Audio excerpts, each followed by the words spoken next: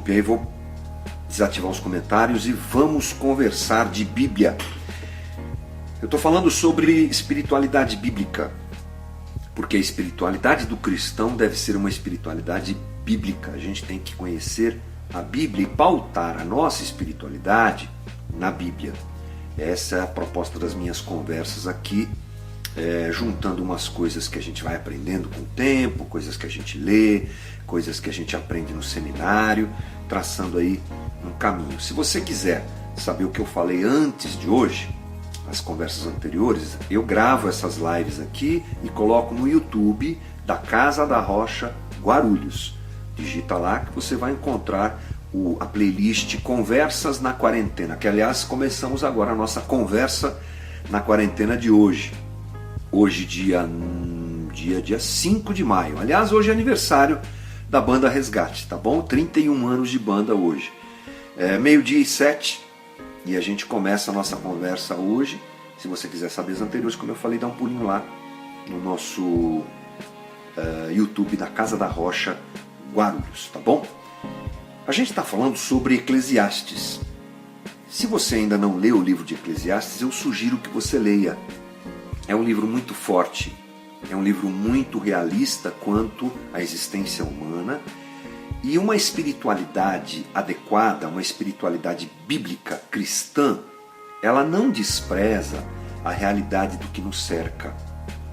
Isso é um fator a se levar em consideração e se destacar, porque penso que a gente às vezes é inserido dentro de um sistema religioso que prega uma existência humana que foge da dor, que foge da realidade da dor, que foge da realidade da morte, da realidade da vida dura debaixo do sol, como diz Salomão em Eclesiastes, e que coloca o crente, parece que numa outra esfera.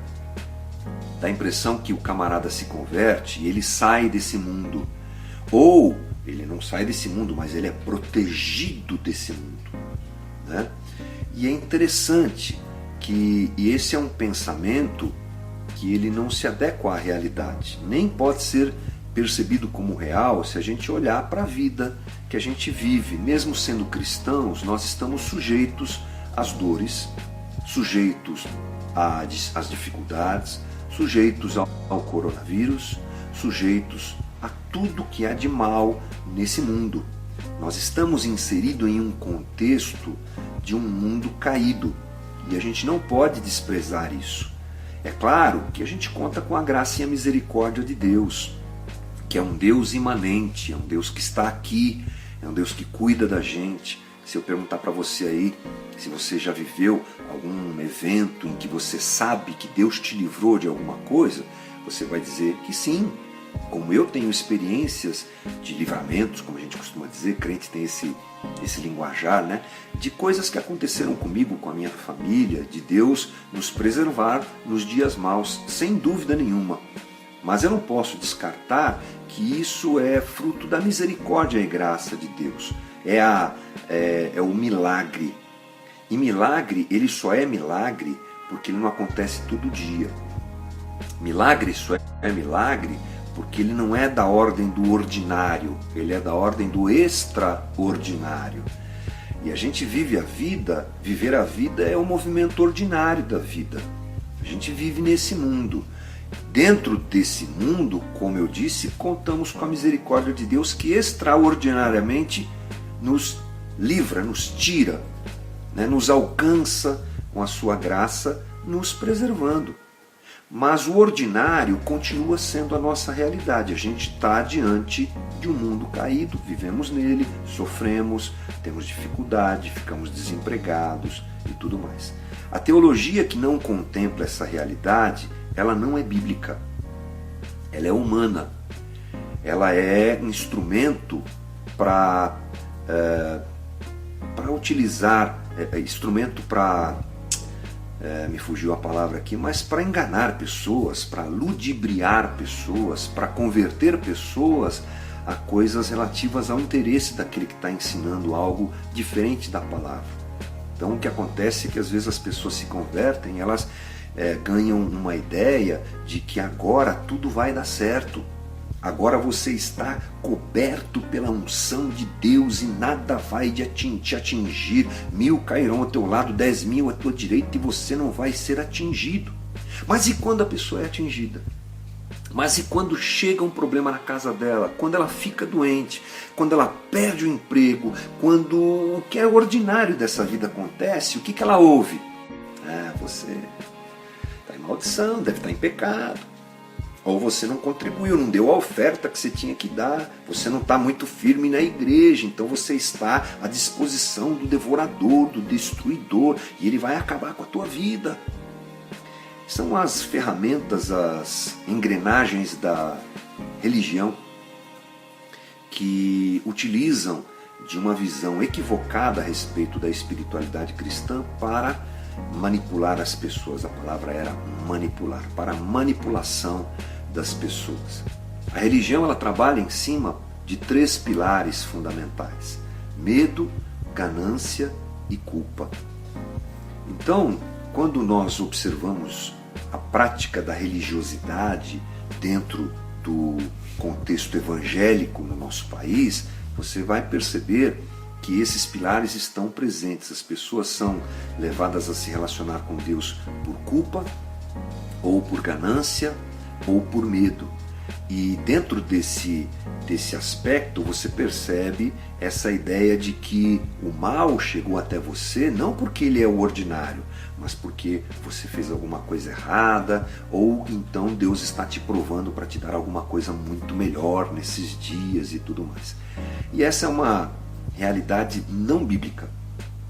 Não bíblica. Essa é uma conversa distante do texto bíblico. Um claro exemplo é Eclesiastes, um livro que é tapa na cara quanto à realidade desse mundo. Estou falando bastante. Ontem lemos o texto bem longo aqui do livro e percebemos o quanto Salomão é enfático nisso. Aliás, isso vai até o capítulo 2. Capítulo 1 e parte do capítulo 2 é duro. É a vida debaixo do sol, é a incredulidade, é a dificuldade de entender porque as coisas são como são.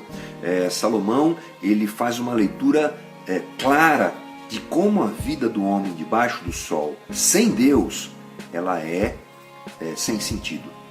Ela não tem sentido. Não tem nada que faça o homem se perceber preenchido, completo. Ele trabalha. E por quê? Para que tanto trabalho? O que é que vale a pena esse trabalho todo? É a pergunta que Salomão faz. O que é o bom da vida? Coisas que a gente já comentou nos vídeos anteriores, nas conversas anteriores, que você pode conferir, como eu falei, lá no nosso canal. É um livro de muitos questionamentos. E eu particularmente aprendi a gostar dessa perspectiva de análise da nossa espiritualidade. A nossa espiritualidade permite a dúvida e o questionamento. No texto de Salomão, a dúvida e o questionamento estão muito presentes. Eu vou ler para você versículo 15, capítulo 2, versículo 15 de Eclesiastes. Então pensei comigo, o que acontece ao tolo também me acontecerá. Que proveito eu tive em ser sábio? Então eu disse ao meu íntimo, isso não faz o menor sentido. Versículo 16, nem o sábio nem o tolo serão lembrados para sempre. Nos dias futuros ambos serão esquecidos. Como pode o sábio morrer como morre o tolo? Esse é o tipo de pergunta que você encontra em Eclesiastes. E eu quero hoje focar nossa conversa em 2 pontos. E o primeiro deles é dúvida. Você vai encontrar um texto com muitas dúvidas. Geralmente nós aprendemos, a maior parte de nós aprende que a nossa espiritualidade não pode ter dúvidas. Você tem que ser uma pessoa de fé. Você tem que crer.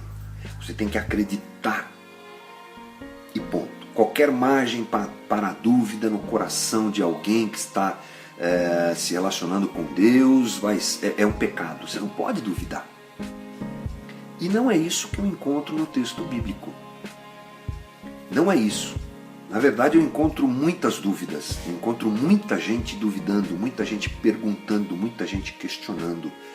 É claro que esse tipo de dúvida apresentado no texto bíblico, ele faz parte até do nosso amadurecimento como cristãos e do amadurecimento da nossa fé. Mas uma coisa que a gente precisa se lembrar é que o oposto de fé não é dúvida. O oposto de fé é medo.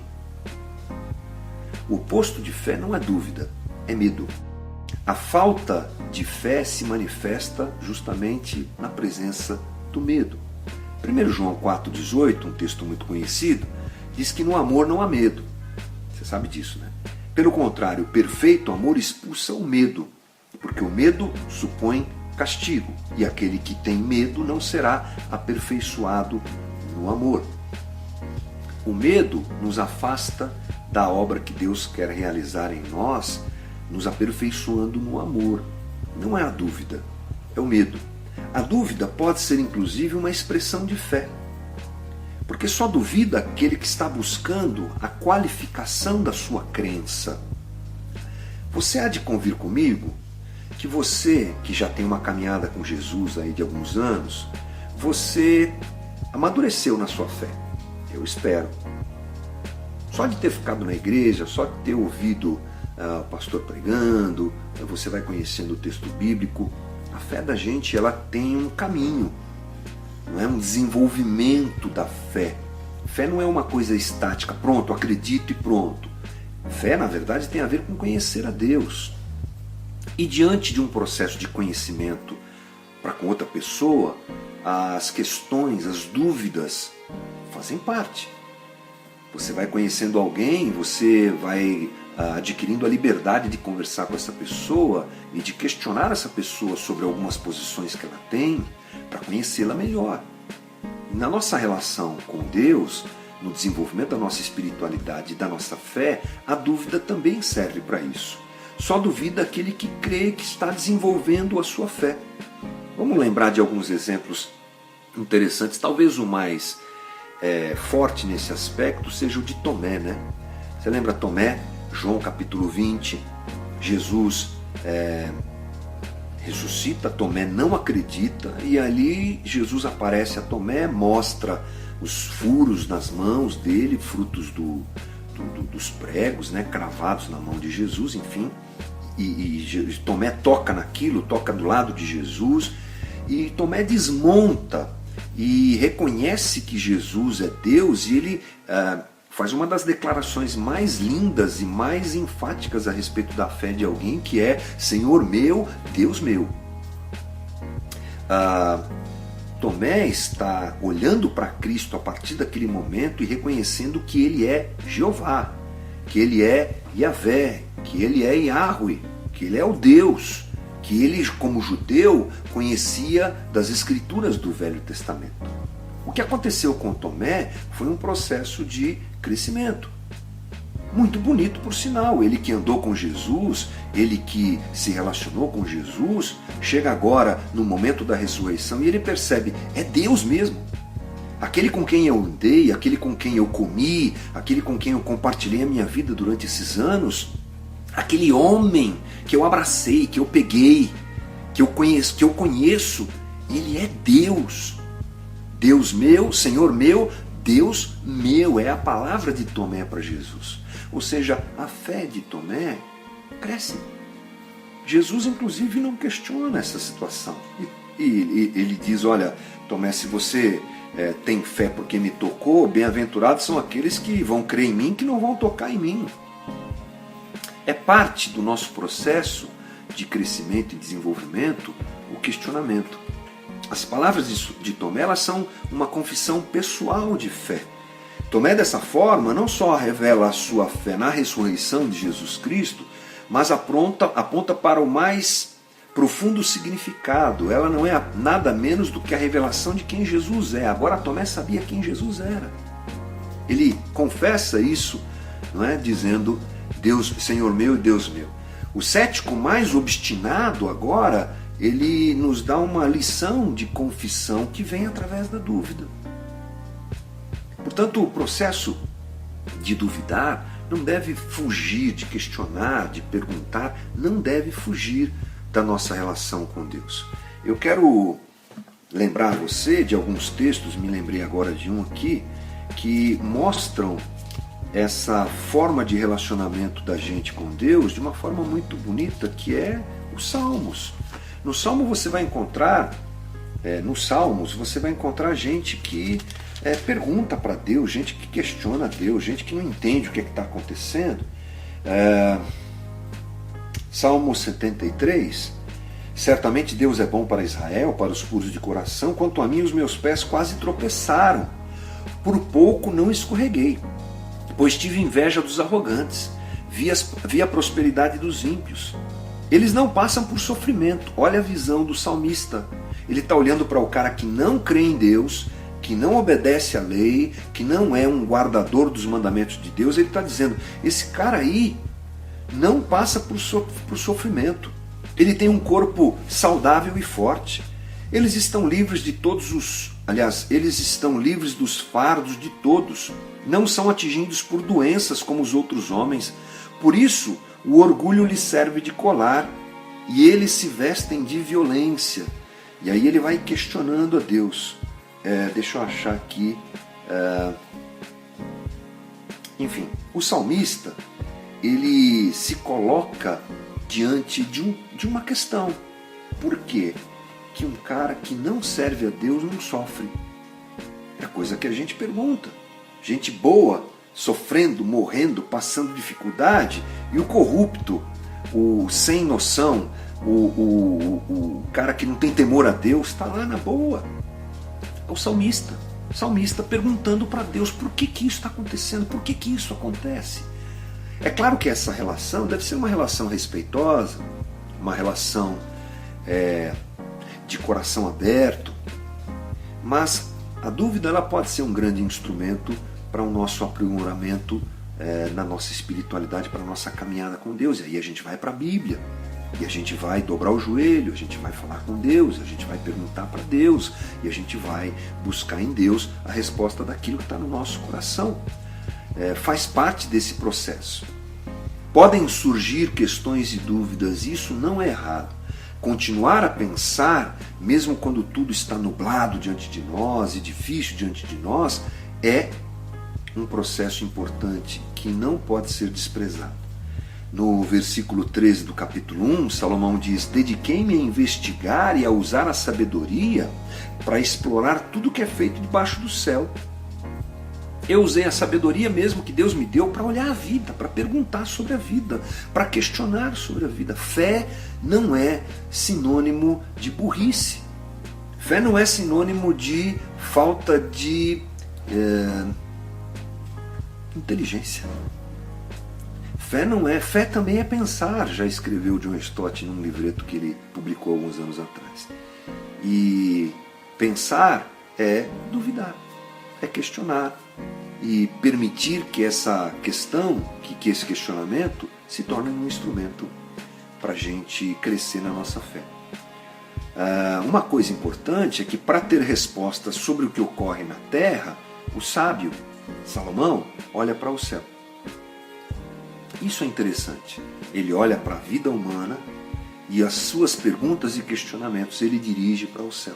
Ele procura respostas para aquilo que ele vê na vida no céu ou na sua espiritualidade.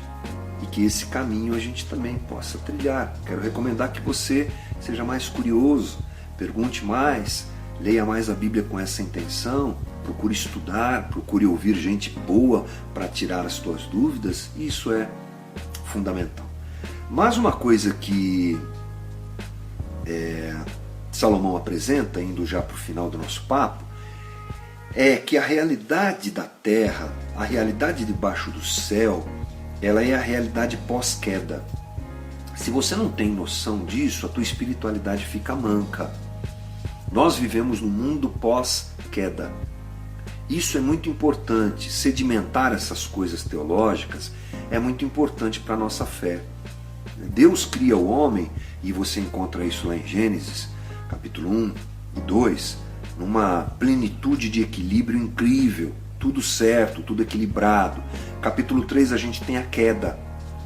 Então é criação, queda. Olha a sequência, essa sequência é importante, ela tem que estar sempre na nossa cabeça. Na queda a gente tem o que? O afastamento do homem de Deus. E aí as consequências são graves. Até o capítulo 11 de Gênesis você vê o homem se perdendo, se afundando e se arrebentando. Eu disse na primeira conversa que eu tive sobre, primeiro vídeo que eu fiz sobre Eclesiastes, que a tradição judaica considera o livro de Eclesiastes uma expansão de Gênesis 3. Uma expansão da situação do homem depois da queda. A situação que se agrava depois que o homem cai. E aí você lê Eclesiastes 1 e 2 e você percebe a crise de Salomão, porque ele está olhando para um mundo caído sem Deus. Para alguns cristãos, isso não é bom. Parece que a gente não tem que olhar para essas coisas, mas isso é um grande engano. A gente tem que olhar realmente para a vida fora de Deus e perceber quanto ela é vazia. No versículo 14 do primeiro capítulo de Eclesiastes, ele diz: tenho visto tudo que é feito debaixo do céu, tudo é inútil e tudo é correr atrás do vento. Então Salomão começa a sua análise da vida, as suas questões acontecem porque ele percebe que não há sentido existencial profundo nesses dias, nesse mundo debaixo do sol.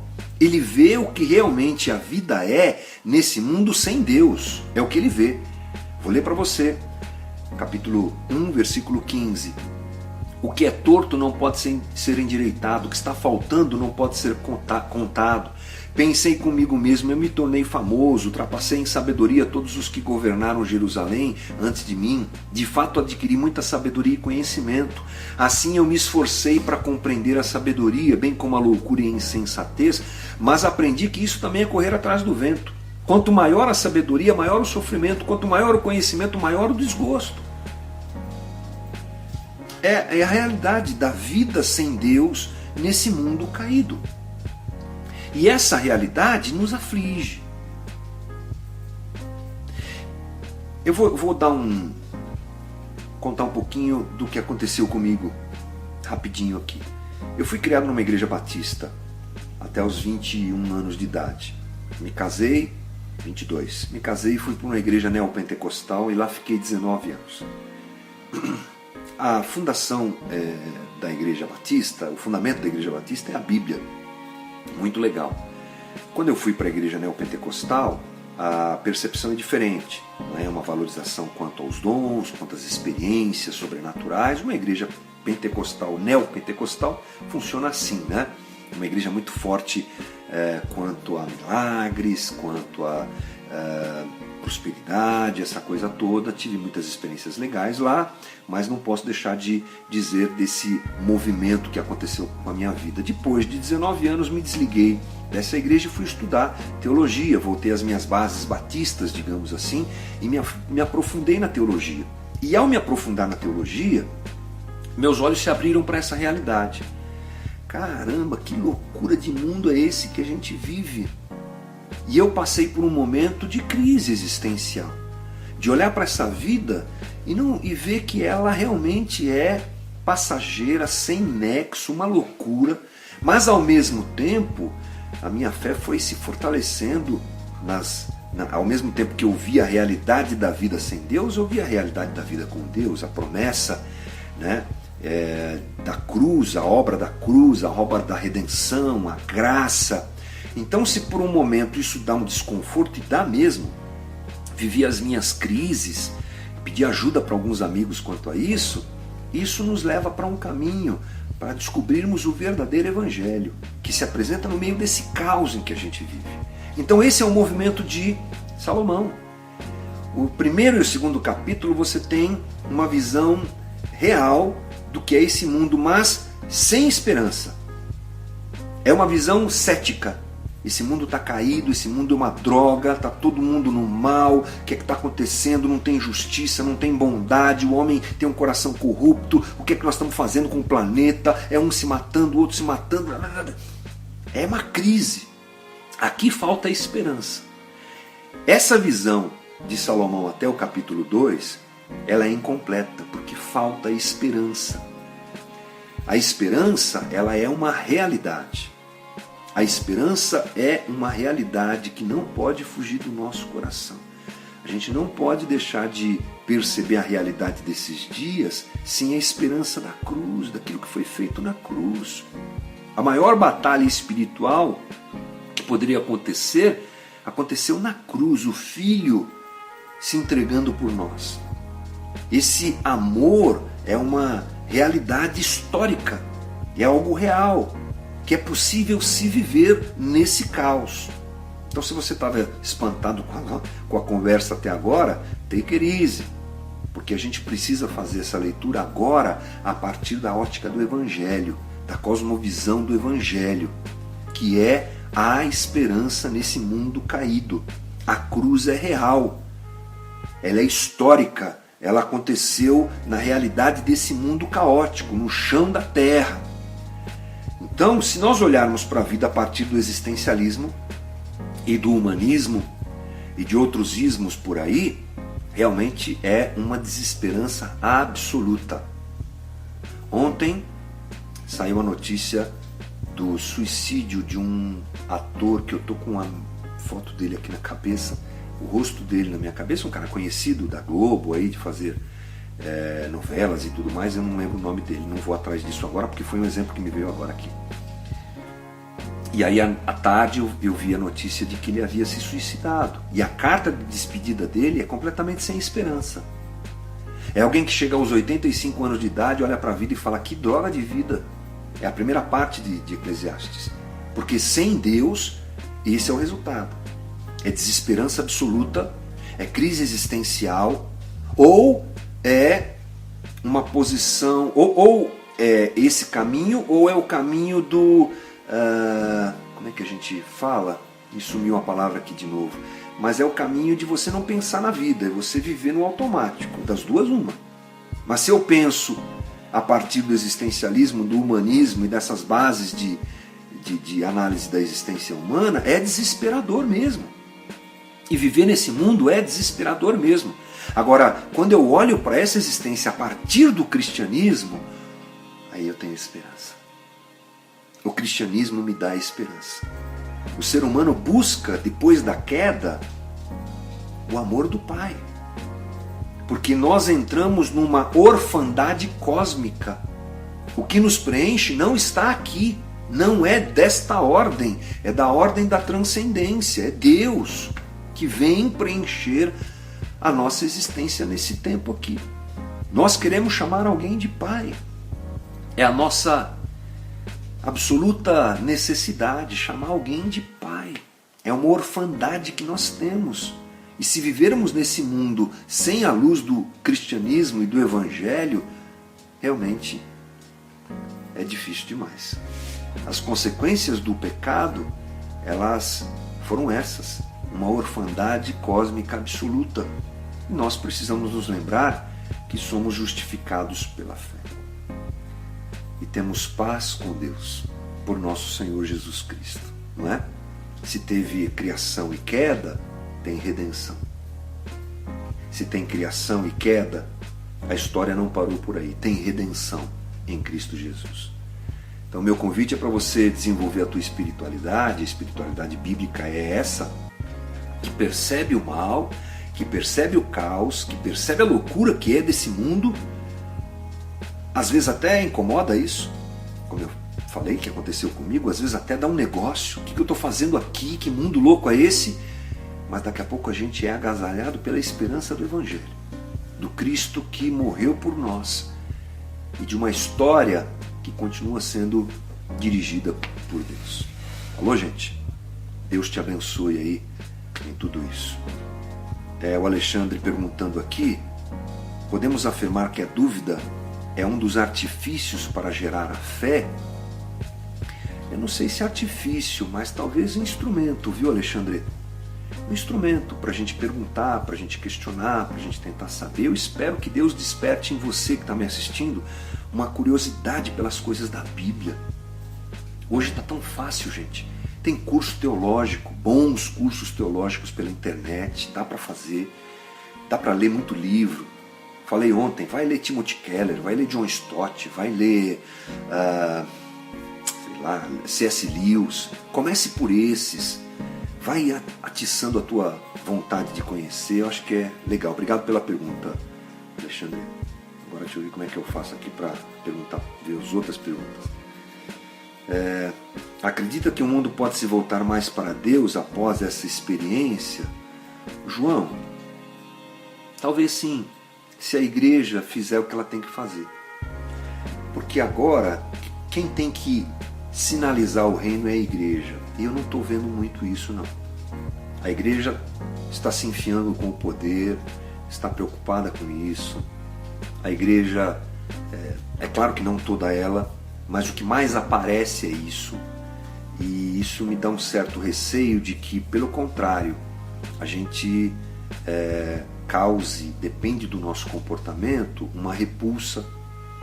E as pessoas, de repente, até querem se voltar a Deus, mas não querem se voltar ao Deus da igreja, que é apresentado pela igreja evangélica brasileira. Esse é um medo que eu tenho. Mas vamos crer na graça e misericórdia de Deus que vai mover corações, e vamos crer que muito dessa igreja evangélica não se comporta assim, não é? E que está hoje pregando o evangelho, falando de Jesus, sinalizando o reino, sendo generosa, amando pessoas, acolhendo pessoas, pregando o genuíno evangelho, que pastores, muitos pastores não são corruptos, não estão interessados em arrancar dinheiro das pessoas, não querem que a igreja seja aberta agora, porque entendem a seriedade dessa pandemia. Quem está interessado que a igreja seja aberta agora são os lobos, que querem continuar arrancando dinheiro das pessoas nas suas reuniões. Mas os pastores sérios sabem que esse é um momento difícil, que é melhor que as igrejas não sejam abertas. Se a gente tiver atrelado a essas coisas, acho que pode ser que aconteça alguma coisa melhor, né? Acredita que a igreja dos últimos dias será superior em obras do que a igreja primitiva? Silvério, eu acho que sim. Porque a igreja primitiva, ela era uma igreja que impactava a sociedade pelos sinais que os apóstolos faziam, pela obra de milagres que eles receberam condição de fazer justamente para solidificar o evangelho que estava sendo pregado e instituído naqueles dias. Mas era uma igreja primitiva, né? Eu acho que ela pode ser. São 2000 anos de caminhada, né? Uma coisa é certa, a igreja nunca para, né? A igreja nunca é impedida. A igreja, é muito louco isso, né? Países de cortina de ferro, na época da Rússia lá, da União Soviética com os Estados Unidos, os caras estavam pregando. Hoje na Coreia do Norte a igreja está lá aberta, escondida, mas pregando o evangelho, né?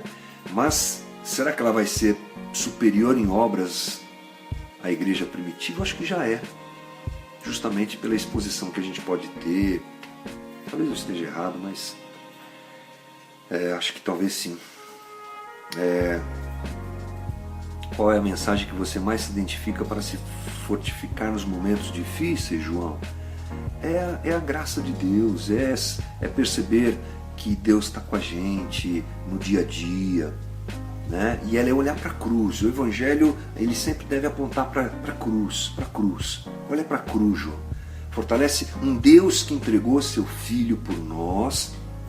E essa foi a manifestação do amor de Deus, entregar seu Filho por nós, um amor ativo, operante. Não nos dará com Ele, juntamente com Ele, todas as coisas? Não é que Paulo fala? Então eu acho que uma boa é a gente olhar para a cruz e para a obra da cruz, né? Que mais? Tenho medo dessas perguntas. Se vocês perguntarem coisa muito difícil, eu não vou saber responder, né? Você acredita que esses dias que estamos vivendo só demonstram a volta de Cristo? Nauber, Jesus está voltando desde a ressurreição. Para mim o Apocalipse, é o que eu entendo, já começou desde a ressurreição. Algumas coisas já se cumpriram, outras estão se cumprindo. Eu não tenho muito apego à escatologia, assim, não é uma coisa que eu ainda estudo, que eu já tenho estudado com muita intensidade. Tenho também minhas dúvidas sobre isso e tal. Inclusive estou numa aula de como é que chama, rapaz? Literatura joanina que é João, né? E Apocalipse. Vou estudar Apocalipse nos próximos dias, aí talvez eu possa responder melhor a sua pergunta. Mas eu acho que o Apocalipse já está acontecendo. Desde a ressurreição de Cristo, esse movimento já está acontecendo. E logo, logo ele vai se concretizar completamente, né?